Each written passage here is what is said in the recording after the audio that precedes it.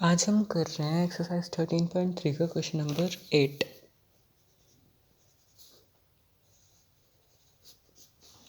इसमें ये दिया गया है कि हमारे पास एक सॉलिड क्यूब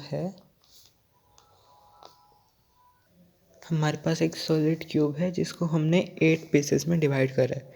तो हम 8 पीसेस में डिवाइड कैसे करेंगे? इधर से कितने हो गए? एक ये वाला 2 पीसेस, लेकिन हमें करना है 8। तो ये हो गए 8 नहीं हुए अभी, ये लाइन भी जाएगी इधर से ऐसे।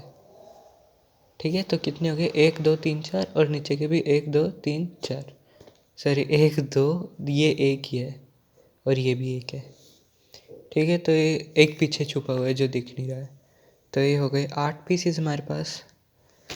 तो इन्होंने पूछा है कि ये जो है ये साइड एक 12 सेंटीमीटर की है। तो ये जो बने हैं इनकी साइड क्या होगी? तो ऑब्वियसली अगर ये हाफ हुआ है तो ये 6 सेंटीमीटर होगा। लेकिन हम इनको ऐसे ही सिंपली नहीं बताएंगे क्योंकि फिर टीचर मार्क्स नहीं देगी। क्या कर सकते हैं? तो हमें इसको सॉल्व करके दिखाना पड़ेगा। तो अभी हम कर लेते हैं। वैसे तो ये ऑब्वियस ही है कि ये 6 सेंटीमीटर होगा, लेकिन हमें इसको सॉल्व करके दिखाना पड़ेगा। तो फिर कर लेते हैं। पहले हम निकालेंगे volume of this cube, solid cube. Volume क्या होती है क्यूब की वॉल्यूम होती है ए क्यूब इक्वल्स 12 क्यूब जो है 1728 सेंटीमीटर क्यूब। ठीक है, तो अब हमारे पास आ गया ये।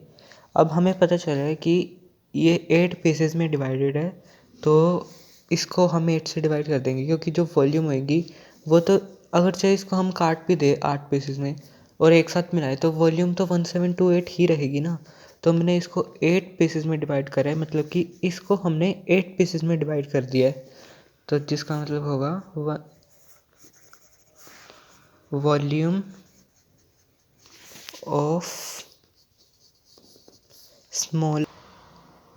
स्मॉलर क्यूब होगी 1728 डिवाइड बाय 8, जो कि निकलेगी 216 सेंटीमीटर क्यूब। और एक और वे है कि हमें कैसे पता चले कि पक्का 216 ही होगा। है तो 216 ही, लेकिन फिर भी हमारे पास एक साइड हमें पता चला है अपने दिमाग लगा के कि हाँ 6 सेंटीमीटर रहेगा।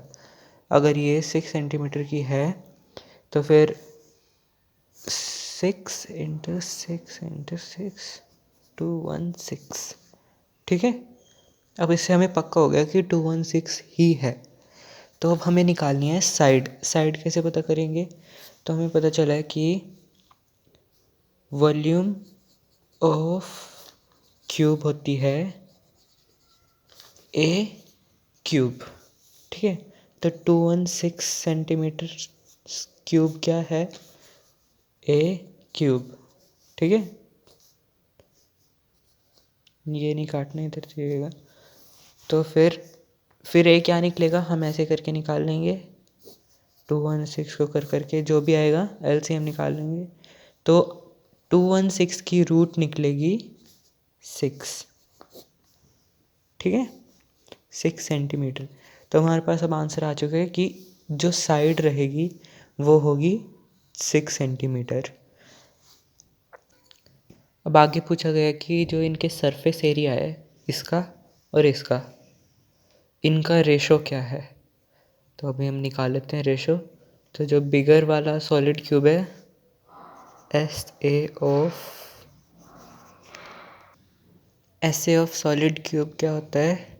6a² इक्वल्स 6 इंटू 12 इंटू 12, जो आएगा 864 सेंटीमीटर स्क्वायर। ठीक है, और अब हम निकालना है S A of smaller cube. जो हमने कट करे थे ना 8 पीसेस, तो हमें एक का निकालना है जो आएगा 216 सेंटीमीटर स्क्वायर। ये तो हम पहले भी कर चुके हैं। ठीक है, ये वॉल्यूम नहीं निकाली है, ये निकाल लिया हमने सरफेस एरिया। क्यों? क्योंकि इसका वो होता है, क्या कहते हैं, फॉर्मूला होता है 6 इंटू ए स्क्वायर। 6 तो पहले से ही है और ए हमारे पास 6 ही है, ठीक है। तो ये वॉल्यूम नहीं है, ये सरफेस एरिया ही है। इसकी वॉल्यूम और सरफेस एरिया दोनों सेम है, तो ये आएगा 216 सेंटीमीटर स्क्वायर। अब हमें निकालना है रेशो, तो रेशो आएगा 860, तो हमारे पास रेशो आएगा 864:216। तो अब हम इसको ऐसे कट करते जाएंगे तो हमारे पास आंसर आ जाएगा फाइनली 4:1। तो हमें क्या मिला, जो साइड थी स्मॉलर क्यूब की वो थी 6 सेंटीमीटर और इन दोनों का रेशो था 4:1।